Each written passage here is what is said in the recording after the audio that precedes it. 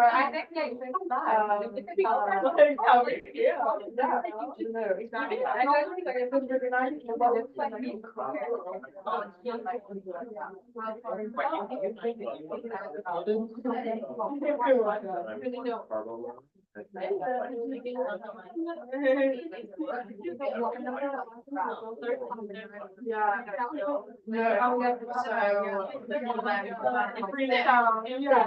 and then I was like, I need to. What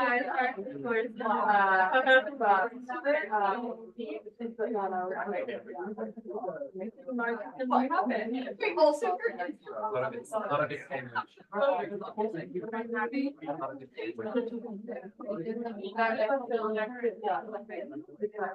how's everything?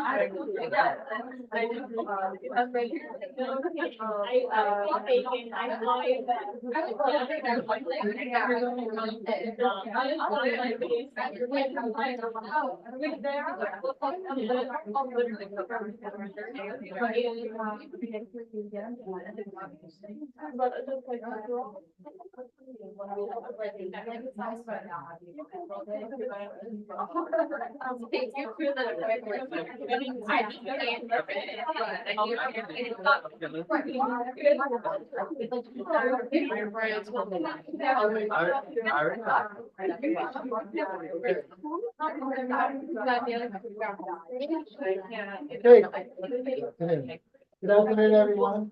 You are ready to go.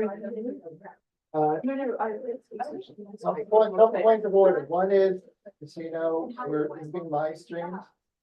You need to be on your best behavior because people might be hiring next year are going to be looking at this video. The other one is if I look here, like my eyebrow is falling off, it's because it is. Because that injury I had like a month ago, that's what's happening. So whatever. It's like that bothers me because I keep seeing my eyebrow in the corner of my eye. It's very weird, but it is what it is. So, oh, Joel wants to come in. Sorry. Okay. So let's get started. And what I want to do actually is now that we are, there might be one other thing. The midterm, just to be careful, is that the passages, the readings that I want you to focus on, that one of the questions is going to be about, a few of the questions are going to be about, do not include the case study. So the Israel week, you don't need to worry about the readings for that. It's one because I want you to focus on the theory. Like, so like specifically, like, now we're doing consociationalism, we're going to do federalism. We've done brush with ethnic democracy and multicultural democracy. So, so I want to use this as an opportunity to start using our analytical skills and just start practicing for the midterm, as it were, to compare. So now that we've added consociational democracy, which we've mentioned that as a term, but this week is where we did the big dive, where we see the basis of it with Aaron Leithart. How does it compare to the other models we've looked at so far? Where do you see commonalities, both in the substance of the theory and as well as the approach in developing the theory? And where, and what distinguishes it from the previous one? You can do one-on-one comparisons. So if you want to take a moment for that to sit, and when someone's ready, clear on the question? Okay. Question being, like, it's like a compare and contrast. Like how, we know this much from Smuha, right? That he made this model here. But we also want to understand why does Smuha put consociational between ethnic and multicultural? Why does that make sense? that it's, say more democratic than ethnic democracy, but less democratic than multicultural. And then, like if you were, kind of like the way we did taxonomies of ethnic regulation, if you're looking at the substance of these democratic systems, where are the commonalities and what distinguishes them? Where is it different from a different one? Yes. Yeah. Does it have to do with something like having to do with the structural, the structural connotation of the government? What I'm thinking. Yeah, go for it. Yeah. Okay, just shoot for the. Yes, So I can go on? that's the point. We're trying it out, and you can't get things perfect until you make mistakes. Yeah, yeah. Okay, so for the multicultural, consociational has to do with the implementation of the different parties and what they represent for the people. So my thought process was multicultural is more of a liberal stance because they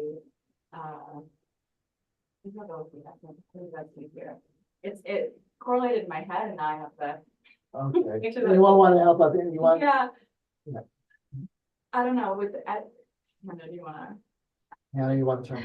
I'll try, but I'm not, I Yeah, don't think I'm gonna have a perfect answer at It doesn't all. matter, then someone else will, Yeah, will fill it in. From the readings, I It's a group feel like project. what I've gathered is when you go more towards the ethnic side, there's more a division of power between different groups, and then when you move more towards the liberal side and multicultural side, there's like a blending, there's not a separation.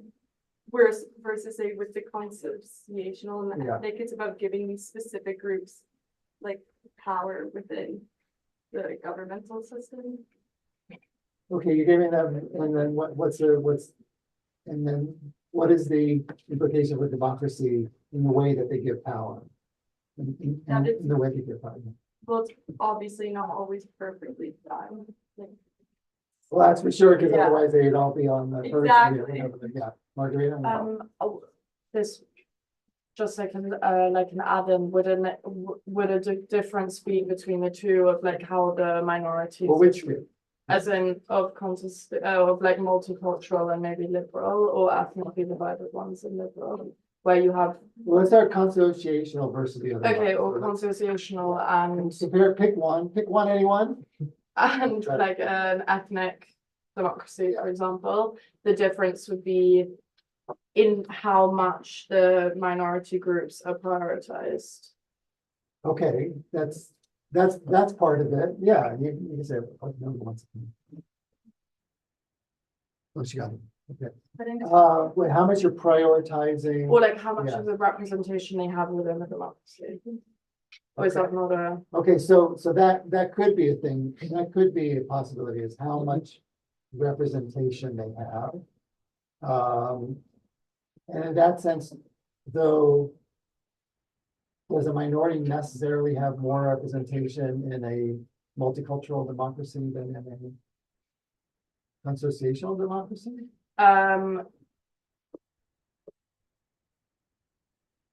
If someone else might be young, yeah. I'd say that like in multicultural democracy, it's all very fluid, and on consociational democracy, the level of power that minority has is kind of fixed. Okay, right, it could be fixed, right? There's like a certain percentage that they're So gonna like you get, get you a know? certain Right. percentage in great cases, and in ethnic democracy, and also Yes. fixed, but just like an And so, and what does that say, and what is that, what's the implication of that for the quality of democracy on small scale? Like in ultimate terms, this is probably less democratic, but I feel like in some cases, like in practice, like an outcome of Yeah. like representativeness of a group might be actually more democratic sometimes. Yeah, you can have it, you can have both, it could be that there's more representation in the consociational arrangement because it's guaranteed, right? Whereas in the multicultural, it's not guaranteed. So it might be that they end up not being so, you don't see them so much. But it's less democratic because you're not giving a choice, because you're saying that it has to be this way, whether or not that's the will of the people. Maybe the overall, when I'm trying to translate popular will, the overall popular will is not to have that level of representation. So that it becomes less, it becomes less democratic even though it might be more represented. So there is a balance, I agree with you, but it doesn't, but that balance, when it's enforced, makes it, at least in the quality that Smua is thinking about, less democratic. Yeah, Marcus? Yeah. So I'm comparing, thinking of the similarities and differences between consociational, ethnic, Yes. and multiculturalism. I think all three promote group identity over the individual. I think Yeah. the difference between consociational and multiculturalism in this domain is that multiculturalism doesn't institutionalize those group identities and guarantee like Correct, yeah, ideally, right? Ideally. Yeah. whereas consociational regimes do kind of institutionalize this kind of power sharing arrangement. And Yeah. what I think differentiates consociational with ethnic democracy is that it's less about a system of hegemonic control and more about sharing power. And that's Right. why it's more democratic than an ethnic democracy, but less than a multicultural Right, one. right, exactly right, because you're going to have, like, for example, some kind of a veto power. Yeah. Like, imagine how different Israel would be if Arabs had the right to veto, or you said that any law, like, for example, in Belgium, right, I think, you have to have at least 25% support from each group, so, like, you would, if 25% minimum, there's no nation state law. Or if you're gonna have it, you would have to change it radically in order to get 25% of the Arabs to vote for such a law. So yeah, that definitely changes the system there. I think that's a very good way of putting it there. Other thoughts, you know, I don't love like Snoop's like linear scale here. It's just and that's okay too. Yeah. Yeah, from the reading, it seems like the consociational model was developed in the Netherlands to kind of go on a transient period of relatively low active political participation by Right. kind of the popular masses and a high amount of almost kind of elite collusion. And like ethnic democracy and multicultural democracy as kind of or as Suha envisions them seem more often than not to be more kind of classic democratic models with high levels of public political participation. Yeah. And Leiphardt's consociational model in the Netherlands isn't even internally valid over the course of kind of mid 20th century history and seems to exit the bounds in which he established. Right. So I wonder if it would be helpful to add another scale, maybe in addition to democratic, non-democratic, liberal versus not liberal, where liberal maybe is this kind of ideal driven type system versus Yeah. direct. Yeah. No, it could be that I mean that the problem with a scale like this is it becomes more binary to one either more or less. And what you're suggesting is making it more three-dimensional almost, or to have like another axis so that you can plot it on a chart. I think that's valid. That would make it more interesting. And then that way there are places where maybe one system is favorable over the other, but then like, I don't know, you get like more representation. Like less democratic, but was liberal, you say there, yeah. And there's a reason why, someone would, can question, like, here in Israel, when people say, can we really say Israel's a democracy? People like don't scoff at that question so easily. I mean, obviously there's some people who would, but there are some people who are like, okay, yeah, I think we can have a discussion about that. And the Netherlands, that's also a question, and you wouldn't think of that off the bat. You would say that, especially because you all have grown up in a post-consociational world, so that even if you have any inkling of Dutch politics, which I wouldn't expect you to, unless you're Dutch, then, so that there's no reason why you would question that. But say that there was a point where, yeah, because, and also like, for example, with, the way, like we said, there are different scales, like economists is different from Freedom House. And so like, Freedom House is thinking about our elections, voluntary or mandatory. So they used to be mandatory for now. So that wasn't very good. And there was low political participation because people felt like, well, it's going to be the same guys anyway. They're going to get 90% of the Dutch parliament. So so it's almost like what Leiphard is saying is, isn't this a great system? Some people might be horrified to say, no, what are you talking about? The elites are running it. The people aren't, and they pretty much do what they want. There's no way to have a referendum. There's no way to hold them accountable for what they're doing. Some people would say that they're much more accountable now. And so in that sense, maybe ethnic democracy is, or Israel's ethnic democracy, is better off than the Dutch one at the time. in the name of democracy, whatever. Again, democracy, is a neutral term, so maybe more democracy isn't necessarily better, but in terms of being democratic, yeah, it might have been less democratic than Israel. Again, Yeah, Yeah. I finally found the part in the Dutch. Oh, good, okay, article, okay. yeah. Always great if you can pull out a quote. That's excellent. Well, it was the Yeah. divisions that are based on religions in class, the divisions. Yeah. So in the conversational part, it was saying that the religious people versus the non-religious ones in the class cleavages are elaborated in terms of the middle class, lower class, and upper class. Yeah. And so those, I think, the structural differences between what the ethnic democracy pays attention to and constitutional and multicultural, I think those have an impact on how democratic the system is. That's it. Yeah, okay. Okay, yeah, no, and that very well could be, because as you see, there are different factors. And now there's something else I want to point out before I start laying out the case that Leiphart makes and the way Van Gogh shoots him down, is that there's something, if you notice, there's something similar in that both constitutionalism and ethnic democracies are models that are basically based on one country that someone has tried to turn into an archetype, and then based on that is trying to extrapolate or to it what such a system would look like, to try to explain how this system works, right? Because they're both making, if you think about it, similar cases, right? Both Leiphart and Smuha are saying that my country has a stable system. And why is that? And maybe, Smuha might be less proud of the ethnic democracy model, but he's still saying that you can have a model like this and it can be stable and it can function.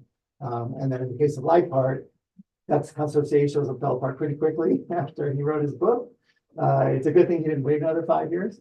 And with Smuha, I mean, he wrote this 25 years ago, so it's been going on okay. But as we discussed last week, there are signs that it's fraying on the edges of Israel. So, there's ways that you can look and say that it's not as stable as some might want to believe.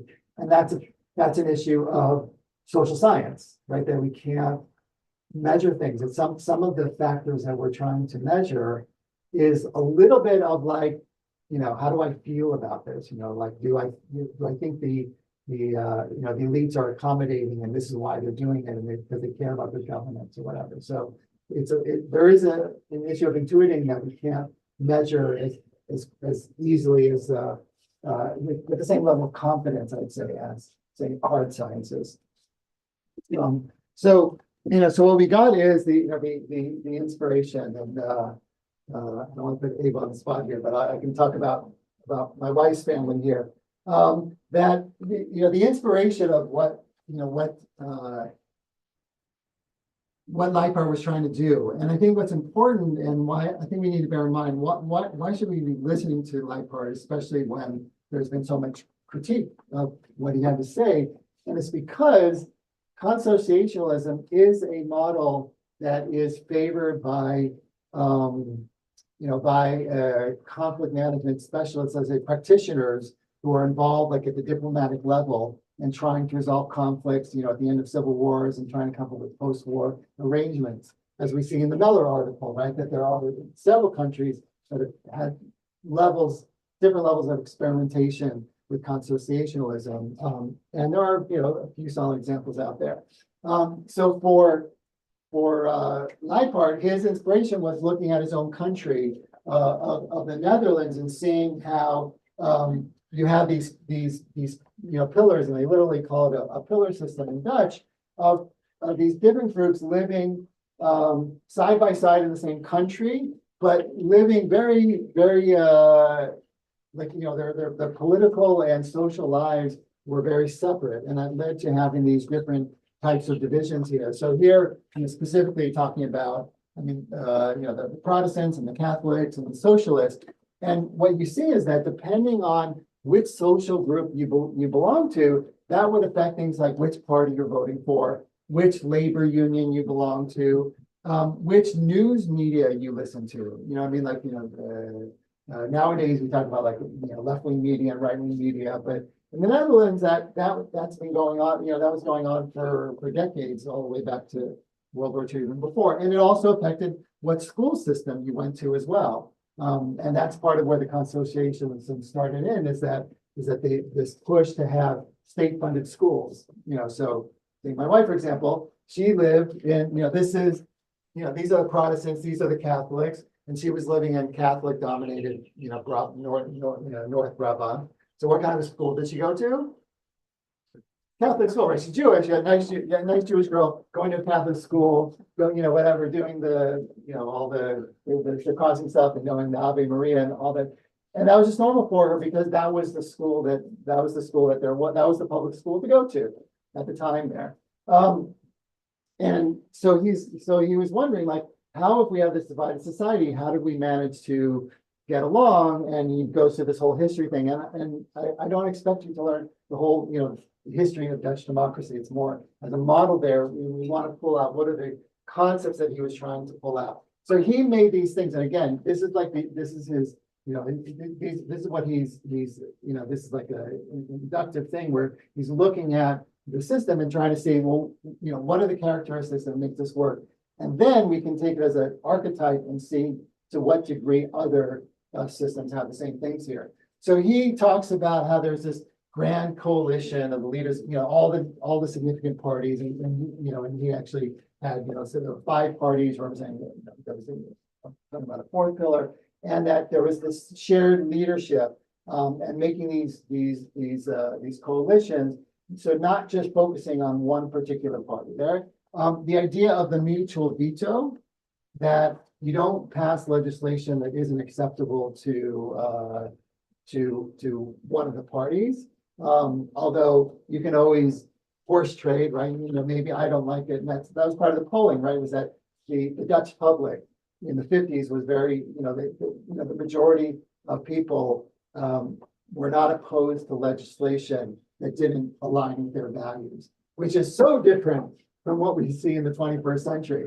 But they would do it because they would understand, like, okay, maybe I don't get everything, they're passing laws, but they're going to pass laws that we want that they're not necessarily comfortable with. So there is this sense of cooperation going on, and the mutual veto is one part of that. Proportionality, making sure there is representation. It's not a winner-take-all system, so that the majority keeps being down and then there's no representation of minority. So if you are, 20% of the population, you're going to have 20% of the seats in parliament, even though they're not guaranteed, but because of the way the Netherlands was, the Netherlands actually is one of the handful of countries like Israel that have completely proportional voting. There are a lot of countries, so it's much more popular. I don't know, in your own countries, of having like multi-candidate districts, right? So in other words, like, so you divided the country into districts, and then people within that district can vote for there, and then you divide it up there,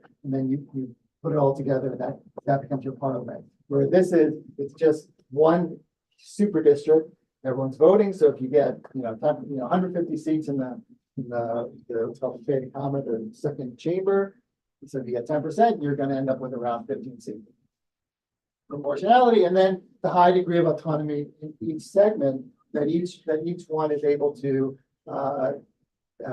have a measure of control. For example, that they can control their own education system, that they have through the unions and through the media, they can have their own separate impact. It's not like they're all beholden and there's one particular thing. And also with the religions as well, you would register with the church, and which particular church, if you're like in the Dutch Reformed or if you're the Catholic, and if you leave the church, you would actually deregister and you would be socialist. Learned that from my wife's family. She had a section which is socialist. I didn't understand exactly just how socialist it is. Now, I grew up in the United States, right, as you know, and in the United States, it seems like you had, at least in the 70s and 80s, you had to belong to something, so it's like if you're not Jewish, you're Christian. At least in North Carolina. In Minnesota, that's the way it was. Minnesota, you were like Lutheran. In North Carolina, you were Baptist, but you were something. And everyone in my class was either Jewish or Christian, mostly Christian there. And I just thought, that was my lived experience. I thought that's how it works. And so I just assumed that, well, my wife's family, because her mother was, not Jewish means they are Christian. And so when her cousin came to her visit, the first thing I did was I took her to Jerusalem and I took her to the Church of Holy Sepulchre. And I was like, well, this is where Jesus was born. And she was walking and she says, wow, this is really interesting. She was like 19 at the time. She says, this is the first church I've been in my life. I was like, whoa. And they had talked about the family being socialist and how the, whatever, but like now I understood what it really meant. But anyway, so they had their ways there. And then it talks about things that are conducive to that. And we can also think how they can, you can also think in terms of how these things relate to the other systems as well. Right. So he's talking about, ideally a small population size, so the Netherlands fits like that. Where else is it good to have a small population size? Which other system that we visited is good to have a small population size? You don't have a lot of choices, so. Remember who else talked about small population size is a good idea? No, ethnic. No, ethnic can be pretty any size because it's just proportions, right? Like people talk about India is heading toward being ethnic democracy, and it's about as big as it gets. So multicultural, right? Multicultural, like ideally, because remember the idea that a city-state is probably the best. So it's like not only is it small, but like super small. For that. So for small, then he talks about having distinct cleavages, or isolation of segments there. And you could see like, that you had geographic cleavages, you had the counties in the south and Protestants in the north, and also them having their own systems. And what is the advantage of that? Why does it matter that you have these distinct groups? Why is that conducive? Why would that be conducive to association or something? They have these very distinct groups. Across the distinct group, is like a cross section of them that can merge in like different policies, so they're more kind of representative. I can't remember the term that he used. Cross. No, he's talking about cross-cutting. The coalitions are cutting across the cleavages. Right. But you want the cleavages themselves. You want the distinctions. You want this like vertical segmentation where you have these different pillars. Why does that help for association? What? But each cultural or each section of the country. Yeah, exactly. So it becomes you have more clarity about the representation. If people start becoming mixed there, so then you don't know exactly how they're going to vote. You don't necessarily know who they're going to support, and so the constitutional model could destabilize. So it's more conducive if you have it where it's clear, which are the groups, what is their identity, and there are different identity groups. This is a way of like, if you think about it in terms of McGarry O'Leary, you're trying to manage the differences, obviously not through hegemonic control, but also you're not trying to assimilate the groups here either, right? You're trying to have some kind of constitutional cooperative model between the different groups. There should be multiple balance of power, which is also significant, and it's very distinct from, say, ethnic democracy, because with ethnic democracy, right, there is one distinct group that holds power here. And the other matter is that if you have two groups, that also is more problematic for consociationalism. Because if you just have two, I mean, maybe if it's 50-50, that would be one thing. But if there's one with a distinct advantage, so consociationism is going to be less conducive. It's going to be less conducive for consociationism because that larger group is going to be interested in doing what? What would be more appealing to the majority if you have a distinct advantage, like you have a distinct majority over the rest of the groups in the country? What? Possibly ethnic democracy, right? That would be one option. Is that you would go for ethnic democracy if you feel a threat from the other ones, and if you don't feel a threat, right? So then you might just go with Republican liberal, representative liberal. So you need to have it where like no one group has like a distinct advantage. So you're gonna have multiple groups, probably 3 or 4, like the way he described it here, you have like, he talks about 4 different groups in Dutch society, yeah, Boris. I don't understand in this context how elite can be accommodated and what does it mean elite? Oh, I'll get to that, still have multiple balance of power. No, Okay, yeah, so yeah. because we were talking about Yes. balance of power and, okay. Yeah, okay, yeah, so, right, but so first is the balance of power, so the fact that you have multiple groups, probably at least 3, or no one has a majority. You want some level of overarching loyalties, so that there's a loyalty to the state, people see the state as the center, which you definitely have in the Netherlands, like everyone saw, everyone was loyal to the Dutch flag, to the Dutch king. So they had an orientation there that their overarching loyalty. So there's competition between them, but not at the level of enmity there. Representative party system, which is going to go with the proportionality, because you need this kind of a system more than proportionality, and then elite accommodation to explain that. What he's saying is that with elite accommodation is that the elites are willing to work with each other. Okay, which is very, very significant, because if you're in a situation like you see, like in what's been going on in a lot of countries in the last 20 years, is that certain parties get obsessed with the idea of just winning, right? So they will torpedo any legislation that the others, they're not willing to do the horse trading anymore. They're not willing to say, okay, I'll give you something you want, you give me something I want. It's like, no, I'm going to torpedo everything you do until I win, and then when I win, I'm going to do everything I want to do, and I'm not interested in your agenda.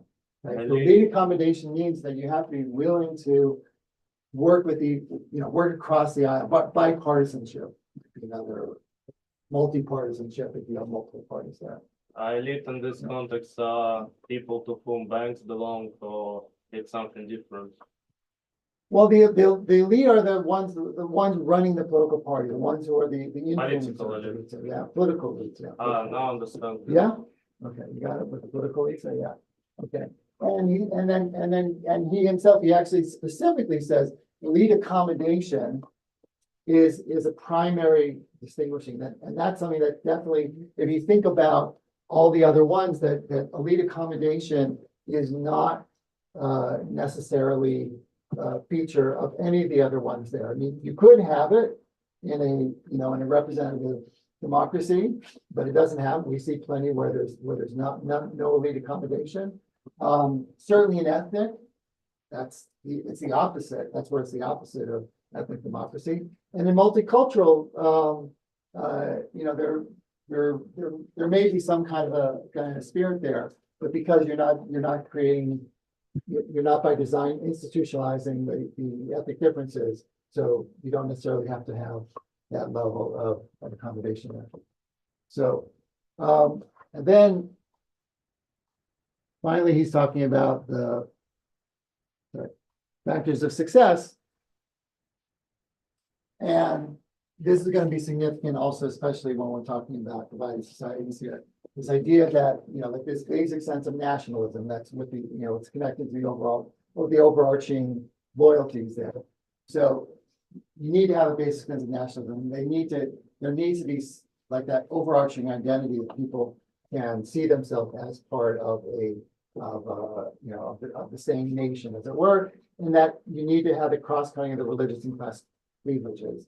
That if people aren't willing to do that, if they're not willing to work across those differences, it's not going to work. And final one, as he says, the Dutch ticket to success is that the masses accept this elite leadership based on this spirit of accommodation. So there's elite accommodation, but there's also a spirit among masses, which was shown. It's like that poll that I cited, that people were willing to accept laws that they didn't agree with because they were in the greater spirit that we're making space for people that we don't agree with, and that's fine with them.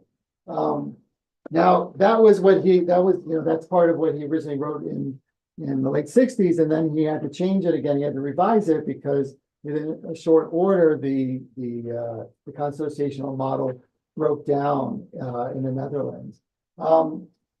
And there's a question of, what exactly happened there? And I think that there's a couple of things to think about, and it's also, relevant if we're trying to think of consociation in any society.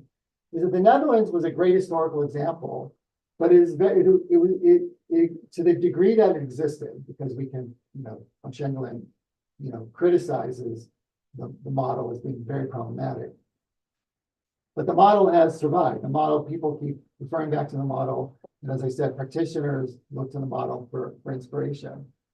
But it was a very, it was very historic. And I asked myself, why did it break down? Part of it might be that some of it was in his head, that, that there wasn't as, I'm talking about in a minute, that the level of accommodation wasn't as great as it seemed to be. But then but there was something going on and it broke down, because we do know that it broke down. There's definitely a difference in the way politics was done through the 60s till now, and now it's much more disruptive, much more unstable. So what kinds of things might have affected it? I think that we need to think in terms of how in a post, World War II world, we are in a much more mobile world with, a lot more, immigration and communications. There's a lot more mobility within countries, right? That, like, if you look at a map today of where people are, it has changed a lot. A lot of Catholics have moved to other places, to Protestant areas. Protestants have moved down to Catholic areas there. And I think also, if you're talking about media, the media has changed as well.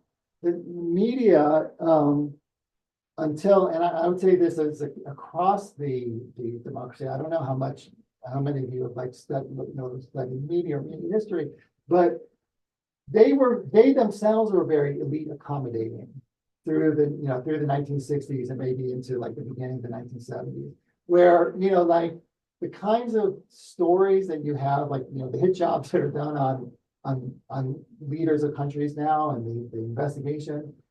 Those things just didn't happen in the 50s and 60s. Leaders were protected by the media from the people. So if there were scandals and things like that, they would be buried. They would not see the light of day.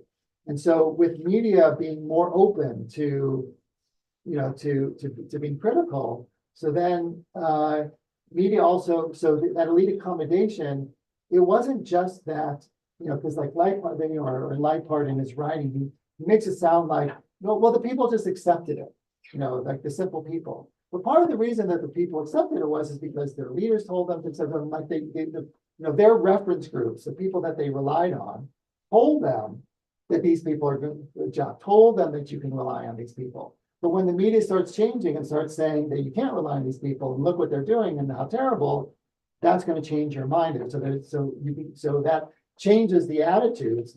And then certainly there was a breakdown in attitudes in the public as we see the percentage of the vote going down over time has led to more fragmentation, to the point that it's more about majoritarian politics, and and so if you're a party, if you belong to one of the pillars, there's no guarantee that you will be part of the next coalition. So so I think there are lots of sociological changes, also intermarriage between these pillars. They kind of, there's a little bit mentioned that von Schengeland is in it too, is that people live very separate lives alongside of each other, and they become mixed over time. That people are mixing with each other within the from different groups, and creating families or whatever. They don't necessarily, the lines between who reads what media are much more blurred. There's a lot more commercialism, with all the, you have commercial news media. So it's a very different world. And I think that this we're never going to reproduce what you have in the Netherlands. The question is whether or not, what is there in consociationism that can still be valuable for countries today that are trying to, improve the relations within their communities. I was just going to ask, so based on this model, obviously, I leaving kind of the religious delineations to one side.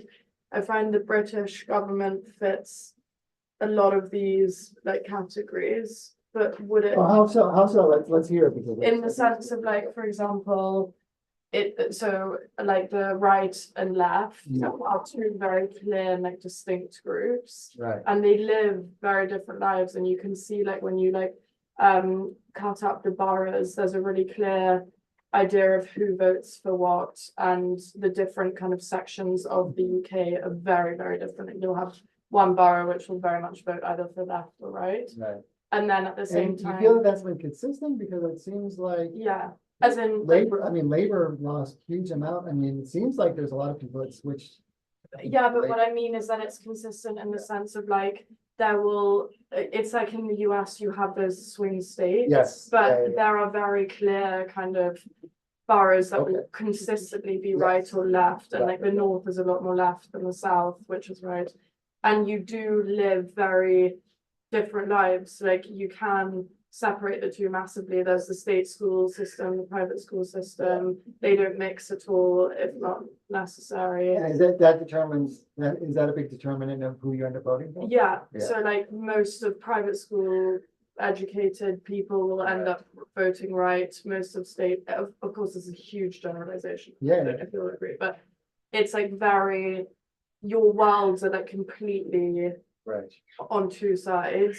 So like, and it's not like religious in the same way of Liebhardt's how do you say, like formulation of different like pillars in that sense, but you do have these two very clear pillars, and then within our government as well, you've got the House of Commons where you have left and right, and you can argue that they have this kind of elitist accommodation, sometimes, not always, but then there is like the veto power with the House of Lords, so I think it does fit the structure. Right, but the House of Lords, though, their veto power, but it's not like any given section. It's not like the Scots have Yeah, a veto power, the Welsh have a veto power. no, of course, but what I Yeah. like It's on policy. it's Yeah. on like, it's on Yeah. again, the right, like most of the people in the House of Lords would vote for the right wing Right.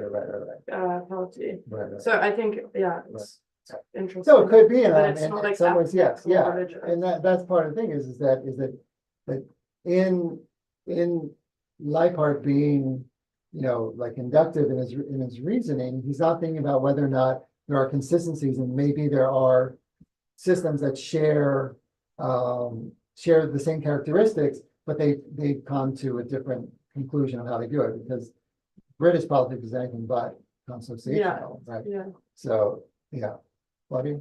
Might be a silly question considering it's not a country, but when you look at all the factors, like the four characteristics that we talked about, country, it looks a bit like EU in themselves, with the idea of veto, proportionality, a lot of. Yeah, no, there is a consociational element to the EU for sure. Yeah, Yeah, even Yeah. like it's not a country obviously, but like. It's not a the country, no. democracy aspect of the EU, yes, to me, it resembles a bit. yeah, as a functioning body, because because there's no one dominant, whatever, the way they made it, all 27 have equal power.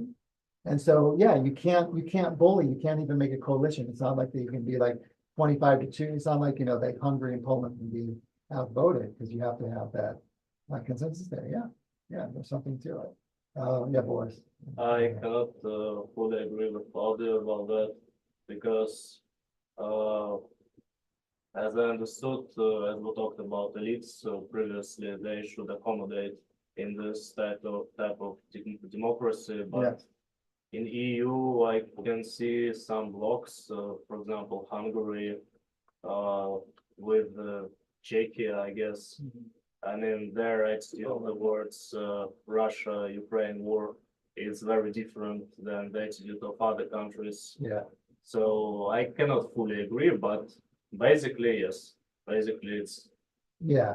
Or is that or is that the reality is more complex than the model? oh yeah. Because lead accommodation, there are going to be policy divisions, and that's part of what von Stengel is saying, is that it was never quite as rosy as Leipart likes to describe it as being. And that might be an example where like it has an element to it, So, and it doesn't mean that there isn't something good about having that element. We just have to look at each component of consociationalism and see, what is the benefit of it for this particular system. So, yeah, Anna? I just have a clarifying question. So with consociationalism, Yeah. The power sharing can be divided, like you could pick like any category, like ethnicity, religion, like it's not just bound to. Yeah, he's just talking about cleavages, yeah, Yeah. so, right, so Any in sort of this cleavage, case, you could divide the power up. yeah, so in this case, you had that where you had, these religious groups. Yeah. Although, and that's also something I think in the post-World War II environment is that, the Netherlands has secularized so much that even though people are maybe nominally Catholic or Protestant, but, they're not going to church anymore, they're not whatever, and there's a lot of people they officially signed themselves out of these churches. So it could be, I mean, we're talking about its usefulness for ethnic divides, but it could also be religious as well, but, yeah. So, yeah, Diane. I thought it was interesting how he thinks that the quality of leadership is also a crucial factor. Yeah. Which, it's not just about the cleavages and representing them and so on. Yeah. It does matter who's representing them, and from what Margarita was saying, it's very true. The UK is always been divided either on a class system and politically, whether it's left or right. Right. It's someone Right, yeah, so you need that commitment, and then there is a question about whether or not they were, bad leaders Yes. for people to swear, Yes. like Corbyn, for example. yeah, And that's the only time really people start shifting in one direction or the other, Yeah. or doing protests. yeah. Although again, as we'll see, it's something it's a perception, so question, how do you measure quality of leadership? How do you measure commitment, right? So, so he's saying that accommodation is what leads to democratic stability, right? But right away, so, the low political violence and, and the governments were very effective, as he says there.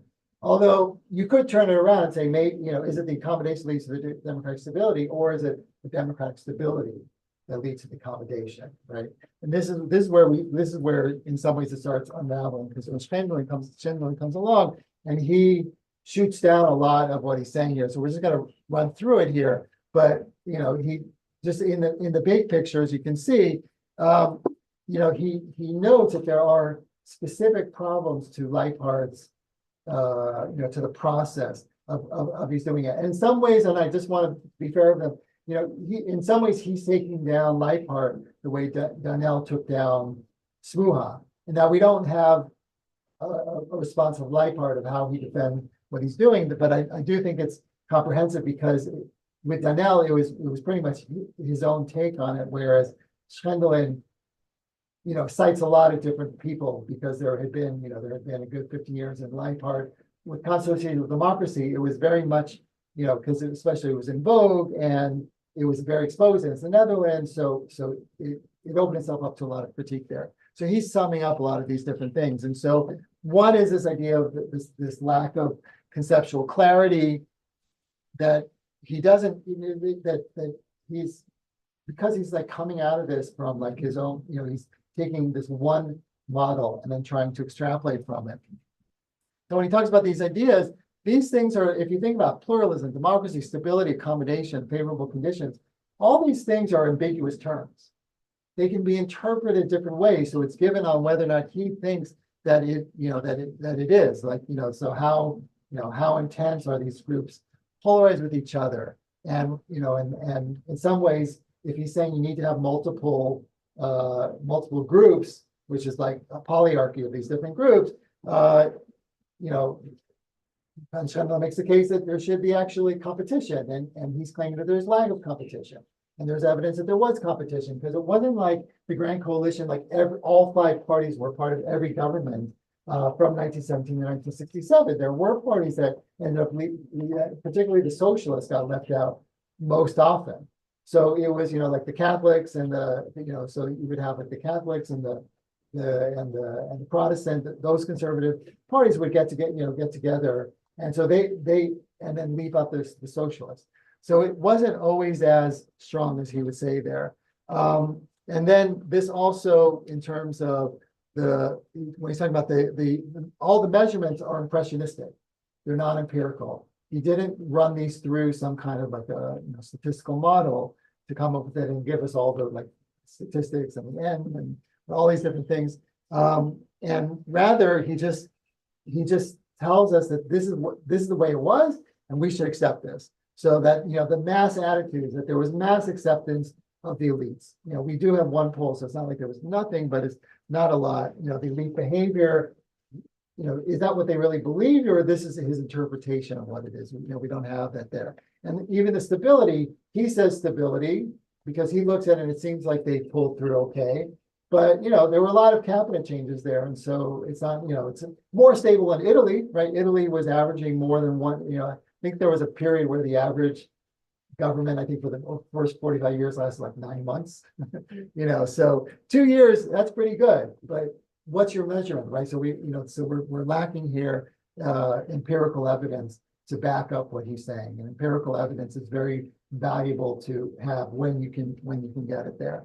And he makes a case in the article that the scientific qualities also fail, that it's not necessarily valid what he's saying. You can't really verify, since he's just using this one model, you can't really verify, it becomes tautological. He's saying it's stable because it's stable, it's created the stable model there. And it's not predictive because the fact that he predicted that it was going to stay and it fell apart very quickly hurts the predictive things there. So just in concluding thoughts here before we move on to the next article here, is that, and I think that this is significant here, is that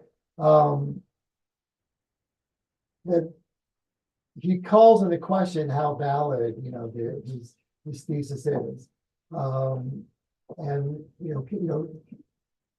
can deeply divided societies use this to become stable and democratic, especially when the elites of different sections of society effectively manage their conflicts to a system of mutual accommodation. This is something that it's a very open question. Is this even really possible? Did it happen in the Netherlands? And if it happened in the Netherlands, as we've talked about going back to Ray, is a country that its democracy organically developed over a couple centuries, you could say. The beginnings of Dutch democracy you can trace back to the 17th century. And so over time, you're able to have this system there. But and then this other part here where he says that if along the basic lines of essential views, democratic stability could be realized in highly unstable countries, then theory may be weak, but it's not wrong. So this is also something that I think is significant to consider is that there are definite problems, like he spends a lot of time showing that the theory is problematic. And that highly unstable countries, we don't know to the degree that they can achieve the democratic stability. But just because of these problems that I mentioned before about the lack of scientific rigor in his analysis, it weakens his theory. But there is still something worth it there. There's still something in there that's something is happening that is appealing in terms of consubstantialism, and there's something that consubstantialism, if you're comparing it to non-consubstantial, is still maybe better off. So it might not be as ideal as Leipart is saying it, but there may be something to it. And the way to test it, one way to test it is if we look at examples of where consubstantialism where there have been experiments, what do we find here? And this ties to the Miller article there, who asked this question: is consubstantiation weakling? Now, what is he talking about? Let's see, like, how did you understand what is the point that Miller is trying to make here? And what does he mean by this, using these five countries? Anyone want to take a stab? Just kind of like, right? Yeah. I got the impression that like an externally imposed model of consubstantialism worked in post-Civil War states where there was no group that amassed enough power to establish some sort of single party rule. Yeah. So, you know, all of the, I don't know much about Nepal, but like South Sudan, and Burundi both had two very dominant, two still very powerful groups as they, well, exited their civil war and then gained independence. Right, although don't forget that what he was looking at is the 2005 arrangement, which allowed South Sudan to become independent. So it was a constitutional model that they built into the Constitution of 2005. So it's not about South Sudan, it's about Sudan Okay. between 2005 and 2011. But point well taken about the ethnic. Yeah, I don't know if I interpreted this wrong, but what I understood from his article was that he was talking about within negotiations, for example, in a model like this, where you've got two groups.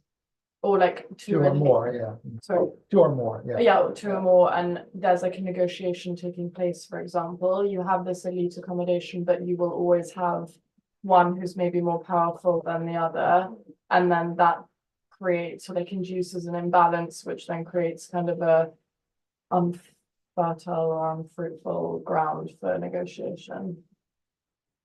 Post-conflict. Right.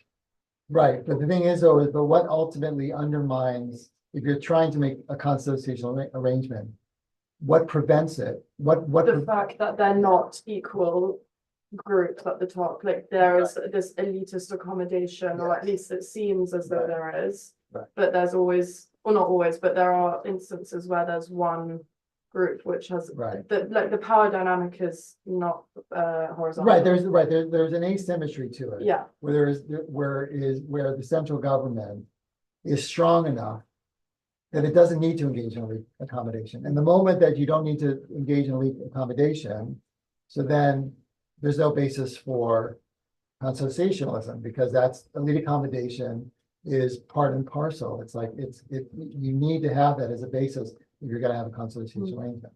So if the central government is strong enough, they can do it there. So that's one element of it, is that they can prevent divorce. Yeah.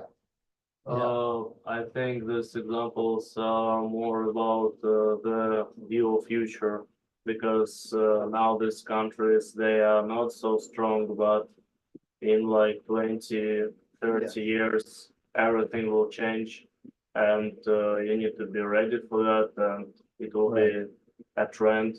Well, that we don't know. We don't know. That's, and looking to the future, we can't know that, right? Yes, we But can't. we can know though about what was the like the running theme, what connected all these 5 states, because he looked at a couple dozen countries, right? And why were these the ones that resolved? These were the only 5 countries that resolved their civil wars by not only ending the conflict, but also and changing the constitution. Others did change their constitution as well, but they changed their constitution to introduce constitutional elements into their governance, right? What was it that brought these 5 together? What do they have in common? Some kind of experiment. What? It's some kind of experiment to see what Well, it's very, right. But why did they make that experiment, whereas other countries didn't, right? He listed a whole bunch of countries that didn't experiment, right? If you look at the article, Is that they've had some external pressure, external participation? Yeah, it's that external pressure that made it there. In other words, they got a little bit, and when he's talking about his consociationalism for weakling, it's because they were too weak to resist that pressure, right? Now, there's 2 elements going on here. Meller is focusing more on the element of what led to the constitutional arrangements in the first place, right? And it's the fact that they were in some kind of a weak position that they weren't able to resist, as Ella said, the external pressure, right? So that's it. In all the other cases, they were strong enough that they could do it. So the practitioners, the diplomats, wanted them to do that, wanted them to say, let's try to address the underlying grievances of the lack of sharing power, right? Because that's essentially what you're doing.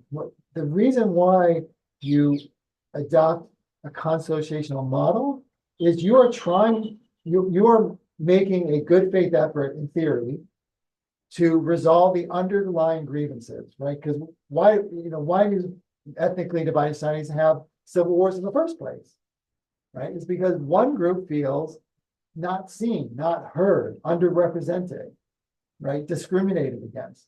So they want to do that. The consociational model is of all the models that are up there, it might not be the most democratic, but it's your best shot in theory of addressing those inequalities. See what you're following me here? Yeah, okay. So that's what you're doing there. But the irony though is that in an ethnically divided society, think about like how does a country out of civil war violate the principles that Leibhardt stands for? When Leibhardt says what's conducive to let's go back here. How does that become problematic with the factors that he's talking about? Here, yeah, Zach. I mean, there's usually not a spirit of elite accommodation. That put it gently, yeah. There are usually not cross-segmental cleavages in society. I mean, sometimes there are, but societies have become so polarized that there's usually no linkage that has prevented war from happening up until that. Right. Okay, excellent. Okay, yeah, let's give someone else a Dahlia. The overarching loyalties is usually not one national identity. Right, exactly. Yeah, yeah. They don't have it at all. They don't necessarily see themselves as belonging to the same group there. Yeah. So this is part of the problem is that undermining the long-term goal is that they are pushed into having a consociational arrangement when that's not really what they're interested in. They're doing it, that spirit of, there is the lead accommodation that they make, but the accommodation isn't out of the spirit of accommodation, certainly not, not at the elite level, not at the people to people level, because they're so polarized. But they're doing it because of the external pressure there. So that's something that becomes problematic with it there. And so that's what it comes about is that they need to be in a weak bargaining position. So this isn't coming out like, in Leiphardt's model, the different parties, they did this not because they were weak, because they were forced to do it. They did it because they felt that this was the best way going forward together. There was like a consensus. And here it's not about a consensus, it's about bargaining. And if you're thinking in terms of like, say, distributed bargaining, that's a, zero-sum thinking. So you might make that concession because you have no choice because your batten is so low, but that doesn't, but that is going to lead to the kinds of things that Haaretz is talking about, right? Haaretz, at the very beginning of the semester is warning about consociational arrangements lead to immobilism and then a desire to do away with that system there. So in this case, the common threads specifically is that they all experience intense mediation, right, which is obviously coming from a third party there. All of them, except for Nepal, and there might be significances as well, they all experience either peacekeeping missions or military intervention, and they all experience sanctions. So this is all external pressure that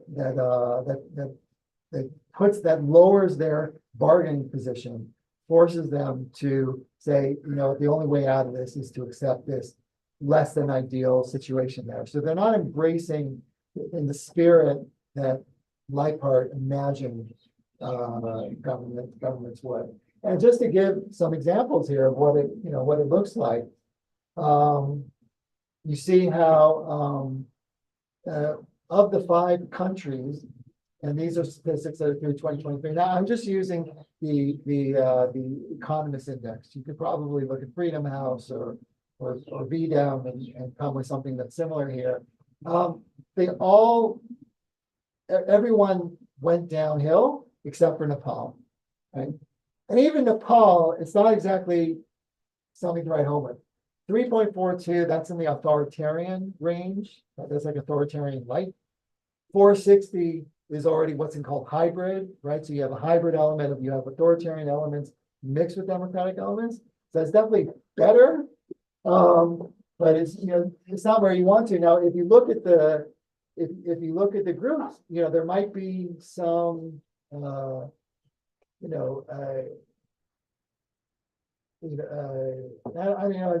I'd like to put it to you, like, when you look at some of the statistics I threw out there, where do you see maybe like incongruencies, like something where you would say, there seems to be a mismatch, like this is not a country that would be conducive for consociationism in the first place. It's certainly not for success. Okay, we're thinking about trying to look at success. What do you see, Marcus? But for Burundi, it feels like the Hutu are too much of a majority to Yeah.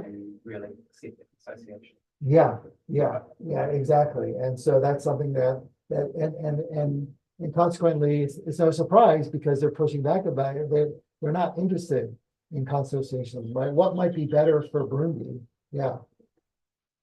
Yeah, I think democracy might work better for them, so that the Hutus can always make sure they're in power, but give some collective rights to the Tutsis. But it's clear that they're running the country. Now, at the time, there was no choice. And so instead, it's just become like basically it's a dictatorship there. Okay, anyone else want to take a stab at Danny? I have to say that Israel is not on this list.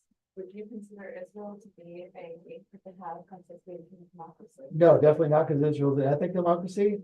But hold that thought, because I do want to mention, I think it's worth talking about Israel when we're done with talking about this. But yeah, so just looking, anyone see anything else that's either incongruous or something that would be consistent? Where do you see something that would say this looks like a mismatch? And where does it look like actually, well, maybe there is something that could work here? Where else do we see mismatches in the data where it doesn't look like what Lycon had in mind?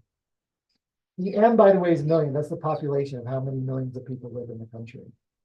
Yeah, you see. The DRC is too big a population. You're way too big. 79 people. Yeah. How do you have, whatever, 79 people, like whatever, and then 45% Bantu, which is like the dominant group there. It was very small. This is way too many people. This is a humongous country where there are many different interests that are going in that are clashes. You can't get to a spirit of accommodation. You can hardly get to democracy. I mean, it's like when it was 2.76 that the economists were like, oh, this couldn't get much worse. Well, oh yeah, it can actually. That's good. Actually has managed to get worse in the situation now. Yeah, just Yeah. another question. So in addition, with applying these different democracies to different societies, you want to look at not only the cleavages in the society, but also how big they are, right? A multicultural democracy works better with a bigger group of people. Is that what you're saying? Versus No. Multicultural works so small. No, because remember that the idea of multicultural is that it probably works best in the city state would be the most ideal. Sorry, I mean the liberal.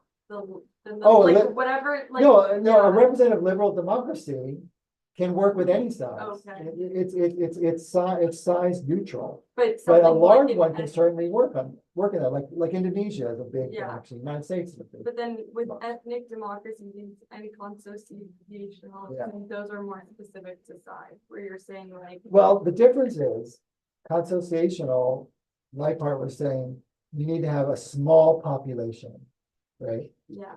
So, like the Netherlands at the time was maybe, I'm trying to think when I was there in 82, it was like 14.5 million. It's grown since then, but I don't know, maybe there's like 10, 12 million there. So that's seen as small, especially I think what he has in mind is, what are thought of big countries like Spain or France, Germany, you're talking about 40 million are big countries there. With Israel, with an ethnic democracy, it's not about the size, it's about the proportions, right? So there you're talking about somewhere between, say, 75 and 90%. So that's why India is primed for, I haven't used India as an example because I feel like it's so unique Because like, what? I thought it was under multicultural democracy. Well, India experiment, well, that's the thing is that in India, in the article, India's played with different things. They've experimented with being multicultural. They've experimented, I mean, there's like a federal system with the different states that India has. But there's always, what is conducive for the emergence of a system, and then what is conducive for the stability of the system. And India is way too big to be stable as a multicultural democracy. And as a federal democracy, that it seemed to be that way, but it is also conducive to being an ethnic democracy.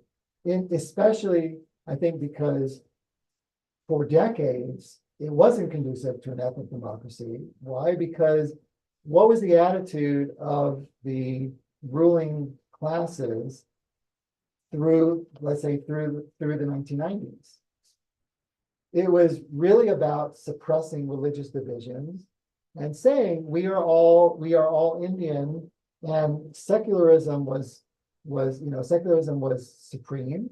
And so the idea was always that it doesn't matter, Hindu, Pakistani or Muslim, we work together, we're one Indian nation.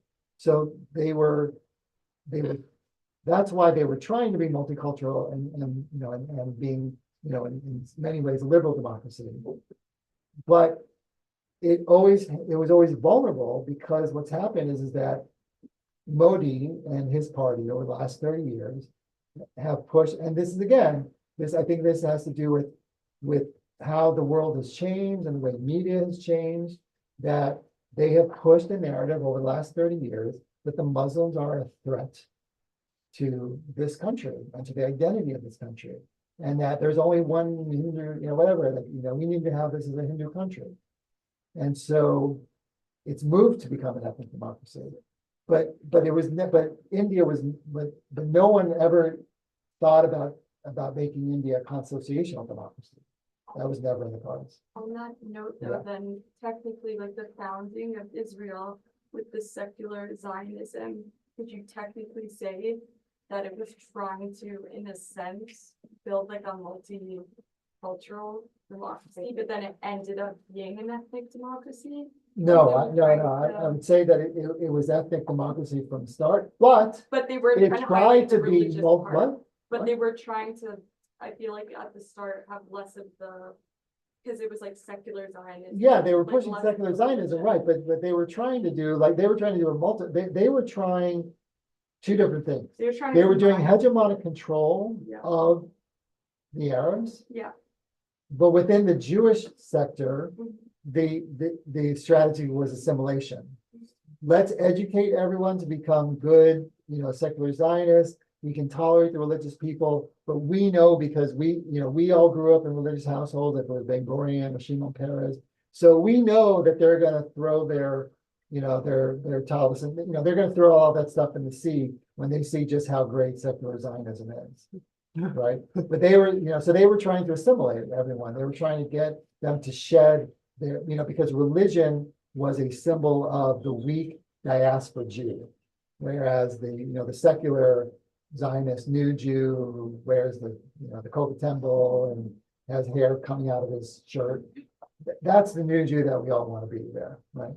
Okay, but anyway, so yeah, Marcus and Just going back to the question, like, given the pretty clear kind of typology of what makes associational democracy conducive to success and stability, why is it that so many of these outside experts come into like post-Civil War zones where the factors are not there, and then they resort to the consociation? Excellent question. Let me tell you a story. This is very anecdotal. Okay, right? This is inductive. This is not, I haven't done my empirical research. I'm saying one story. When I was in Sri Lanka working on my dissertation, and I interviewed one of the leading conflict resolution experts in Sri Lanka, spoke in a very beautiful British accent. he was talking, he had written like, this whole book, and I read his book, and it had a lot of good ideas, and the Norwegians seemed to completely ignore it. So I asked him about it, because he talks about how he had a good relationship with like the Norwegian mediator, and he said, oh yeah, when he first arrived in Sri Lanka, I gave him a copy of my book. And then I asked him, 6 months later if he had read it. He said he didn't have time. So there's a problem, and to me, there's like an ideological issue, is that a lot of diplomats who pride themselves on being practitioners, they're not interested in doing like the legwork of doing the empirical research to figure out what works. It's like you hear an idea and it becomes part of a narrative, right? And narratives like flatten reality. It's like you hear this idea and then people run with it, right?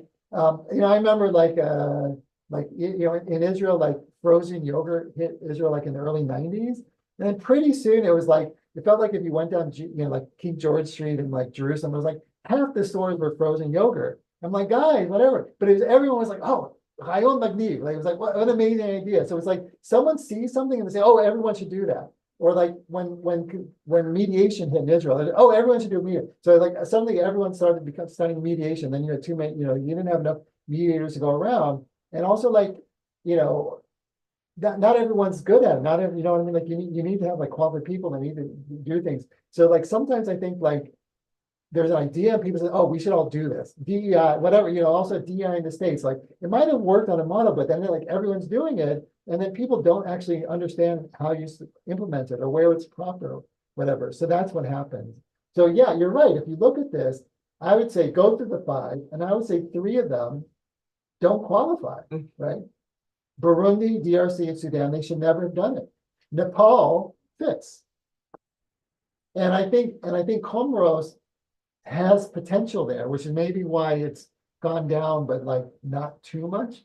Like here's an article how he mentions how like they did do a rotation in every major island group, they got their turn as being prime minister. So, they might be able to get it work. And like what you say, Boris, is that Comoros might come around. I could see Comoros coming around and them figuring it out how to make it work, because they realize that's really the best thing to do. And if we want the road to prosperity, that's what we need to do. But the others, I just don't see. I agree. I don't see why they try. Anyway, What's the main reason yes. that you don't see Sudan fitting? Well, with Sudan, it's first of all, okay. Well, for one thing, I mean, the numbers change, whatever, like that. Is that first of all, 2005. Once you take away South Sudan, then it becomes 70% Arab. Yeah. So Sudan isn't, right. So in other words, Sudan, it was maybe consociationism was good because they had the secession clause, so it worked for Sudan for that period of time. Not too well because it was already whatever, never became more democratic. But then once South Sudan broke away, then like there's no need for it all. Yeah. So then what would you say is the threshold percentage above which it's too large a majority for this to be? I don't think it's as clear. It's not as clear as with ethnic democracy. I think it's more about, first of all, he's talking about multiple centers. So I don't know if you can measure it. It's more like ratios. You wouldn't want, there certainly shouldn't be no group with more than half, and you probably need 3 groups that can do it. And in a way, just to go back to Schenderlin, which is like, it's one of those things where this is where the theory is weak, but it might work, is that when Schenderlin, one of the things he says is that's problematic is that Leipart imagines that the elite accommodation was by choice and out of ideology, where it could just easily have been out of lack of choice, out of a lower BATNA, right? Is that because if you look at how many, together the 5 parties could have as much as 85-90%, but apart, no one ever had that. No one ever had more than say like 35-40% of the seats. So they had to make common cause, and then you needed to keep your options open. So there might have been instrumental reasons why it was in their interest to cooperate. So the elite accommodation wasn't out of ideology, but out of out of their bargaining position, yeah. So we can't come up with a hard, fast number there, Lindsay. So does the way ending the internal conflict also just something to do with like if it end with like achieving the peace agreement, or like either the government or the rebels wins the conflict? I mean, that's some. Well, no, if when one wins the conflict, so then there's definitely no accommodation, right? They just go ahead and they just impose their will there. So yeah, so it has to come through the peace treaty, and it comes through these are all post-Civil War agreements that came there that were mediated but from the outside, and then in every case except for Nepal, the peacekeepers built their intervention, they all had sanctions. So there was all this pressure that made them agree to it. Boris? I Yeah. wanted to conclude with India. I always thought it's federalistic country. That, It is a federal country, yeah. that in Yes. every region there are its own laws. Yes, And as some people consider India the biggest democracy in the world. yeah, no, it is. First of all, I'm not taking away from it. It is the biggest democracy in the world. It is a federal system. And Modi is taking it in the direction of being an ethnic democracy. So he wants to Yeah. change it. Well, I don't know how much, I don't know exactly what his end game is. Well, I haven't because spent enough time. it's I don't actually hang out very with him. it's actually very strange, because I know that there is only one factor on which all Indian people agree on, Yeah. that they speak English. That- Yeah, No, it's yeah. actually, No, but like the Hindus though, like there's a citizenship, like like the refugee law, like you can't, I mean, like you can come in if you're anything but Muslim.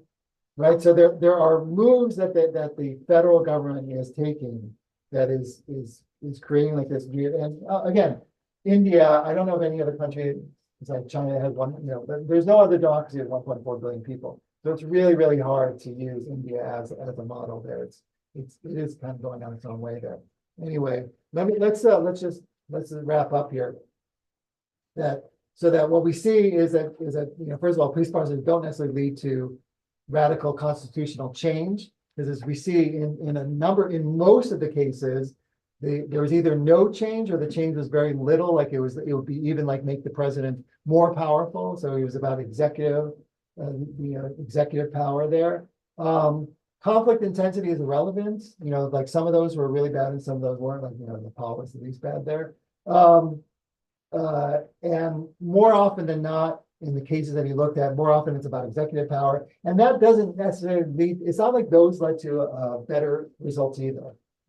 Which also we should bear in mind is that I mean, I haven't done the statistical thing of like how much worse did it get in the countries where they bolstered executive power versus constitutionalism, and then maybe we might see that constitutionalism is like, it's like the least bad choice when you're talking about ending a civil war here. And that it says here that that it looks most of the time inspired, supported partially by strong international intervention, motivated by norm diffusion, right? So it's again, and this ties into what Ray was talking about, I think, which is problematic, is that Ray says we want to export democracy. So we come in and we have these well-meaning diplomats coming in, but it doesn't necessarily lead to the result that we're trying to do, because the international intervention, it's not coming organically. We haven't cracked that nut yet there. And that's so if your strong parties are going to avoid constitutionalism, so it's the weak ones who end up with that, with that arrangement there. Before I move on, any question? We'll end with, I'll stop the share here. I'll end with Israel. Danny asked about it, and I'm thinking about it as well there. And I mentioned this to a couple of you in your reflections, is that Israel, I think it is, it should be clear when you look at the model that Israel is not conducive to constitutionalism, because there ain't no elite accommodation. There's certainly no overarching national identity going on here. But having said that, I found very intriguing what was called the government of change, like the Naftali Bennett Lapid government, which fell, unfortunately before you guys arrived here, or most of you arrived here. And if you think about it, that was a local experiment in consociationalism. You know, if you go back to what Leithart is talking about, right, is that in some ways that was, not in some ways, that was objectively the grandest coalition, or the closest you can get to a grand coalition in the history of Israeli politics, simply by dint of the fact that it had Arabs in it. But not only, okay, because not only did it have Arabs, but it also, you had a religious Zionist party with a secular left-wing party, right? You had nationalist camp and liberal camp. You basically had every, and Israel, they do talk about Israel as being like, did you hear about like the 4 tribes speech? I don't know if you're familiar with that, or if you've been in anything there. There's this concept that Israel has like 4 tribes. You've got religious Zionists, you have Haredim, you have secular, and you have Arabs. So here you had 3 out of the 4 represented, because the Haredim weren't, but you had religious Zionists, you had the secular, and you had the Arabs. So that's one point. 2 was there was a mutual veto, right? Was that part of the reason why it didn't pass that much legislation was there was an agreement that we're not going to go ahead and do something that one party absolutely doesn't want, that like crosses their red lines. So, the government was not going to build any new settlements, but neither were they going to, to rip up any settlement. But they could all agree, for example, they could all agree on, for the Arabs, they said, we're going to start the process of legalizing some of these unrecognized Bedouin villages, which was a huge thing. It was like the first time that the Israeli government actually tackled the issue. And so there were some impressive things that were going on there, and they did that. The proportionality is obviously there because of Knesset. And there were, if you think about it, there were multiple centers. No one was dominant, right? The prime minister came from a party that only had 7 seats, right? So, I mean, it really was, you had multiple power centers, and you definitely had these cleavage, and you had this cross-cutting cleavage is going on because, they're very, the Arabs have their media and their schools, and the religious Zionists have their schools and their media, the secular, whatever. So like each of the 3 was there. And each one, maintained a high, degree of autonomy. So it was an experiment there. It wasn't on the systemic level, but they did try an experimental level. And that in itself, I think makes it a fascinating experiment of what the potential could be for Israel. If Israelis would I think, come to the realization that that might be the best way forward. With the caveat of Haaretz, who says that consociationism leads to mobilism, and that was very much true. But that because it was hard, there was a lot of immobility there because of the difficulty in trying to come up with something that everyone was on board with. Yeah, Marcus in the hand. I wonder how much that government of change can be a source of hope and inspiration, because if it weren't for the shift in Israeli politics towards the kind of broad blocks of pro and anti-Bibi, then I wonder whether that coalition would have ever even formed in the first place. Never. And so how can we really take that as a source of inspiration when really the glue that held it together was anti-Bibi rather than any kind of desire to improve? Does anyone want to take a shot? I think that's an excellent question. Any thoughts? I think it can be because, first of all, it broke the mold, because until this anti-Bibi thing, like I think I might have mentioned, like at the first election, no one was thinking that there was any chance an Arab might join the government, right? If you said, what's more likely, Lieberman will sit in a government with Bibi, or that Lieberman will sit in a government with Arabs? I mean, it's like that, that would be like, I'll take that bet. You know what I mean? I'll give me 21 odds and I'll take that bet. But, so it happened. And now what I find amazing was who was here during the government change? You were here, anyone? Very short. Oh, a very short time. Yeah. I gotta tell you, like, one of the things that just like boggles my mind was that there was so much chaos, and it was like, like every day, like you'd be written, like when Bibi was in power, you're like, it was a little bit like, I think, for American in the States, you open a paper, what is it going to be? What are you getting on the internet? What outreach thing are they going to do? And there was so much chaos and all the protests and da. And then like you had a government change and you had like a year of sanity where it was like relatively quiet and they couldn't even get like you didn't really have anti-government demonstrations. They just couldn't because like Haredim don't protest like that because they have their own agenda there. And the other people were too diffuse there. And I was like, wow, I was like, this is such a nice year. And it was my best year at the paper, I think, that 1 year. And and I was like, why wouldn't you want more of that? Whatever. And yet people were like, oh God, we should have Bibi, Bibi, whatever. So they do that. And so I don't know. I don't know. I also know that people I was at a wedding last night. That was a Mizrahi wedding. And I was at a table, really nice people, and we were having a really great conversation. And then we get to the small, we're talking about like, where are you from? I'm telling them, whatever, they're Haifa. And they go into this whole conversation about how the Arabs are taking over Haifa. They said, it's like Gaza. And I'm like, and now I kept quiet because I kept my mouth shut because it was me at the table and like, there was no, but I'm like, seriously, like, have you seen what's going on in Gaza? Like that? Is that what's happening in Haifa? But that's the mentality, like the threat that they feel makes it for them that they are just not mentally capable of seeing what are the benefits. But if Bibi gets pushed out of power, maybe there will be enough, that, maybe the coalition will come back and whatever, because my prediction is that if there is an anti-Bibi, the next government that's anti-Bibi, I would expect to see an Arab party in that. I would expect them to include that. And I think that is going to become more the norm to include an Arab party, maybe not the more radical, maybe not like the joint list, but the UAL, I think there's no reason why they can't be part of just about every coalition, going forward. Yana, last word before we go? Wouldn't it not work though, because people, if they're able to power share within the government, there's it's like 70% Jewish society and only like. I don't know. You're never going to have a constitutional like constitution. Yeah, like society. It's just going to be like a different person's agreement Okay. within the government. Got it. Right. But actual consociational societies are when it's more of an even. Yes, split between- exactly. okay. Yeah. Now you're not going to have. So like So you can have it can happen in Nepal. Okay. It is happening in Nepal. It could happen in Comoros. That has a potential. So you can have a consociational kind of the government's organized in a consociational way, but it's not actually a consociational democracy.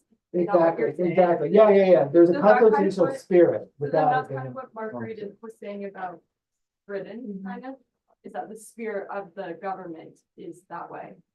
Yeah, well, I think, yeah. Okay. Yeah. Although in Britain, though, because it's first past the post, it's a different system, like it's not proportional. So you can't have a consultation city. Anyway, okay, great. So for those of you who are presenting at the end of the month, stick around so we can have like a conversation. I want to prep you so that you don't have to do your pledge going into break. Other than that, I will see you all next week. Thank you.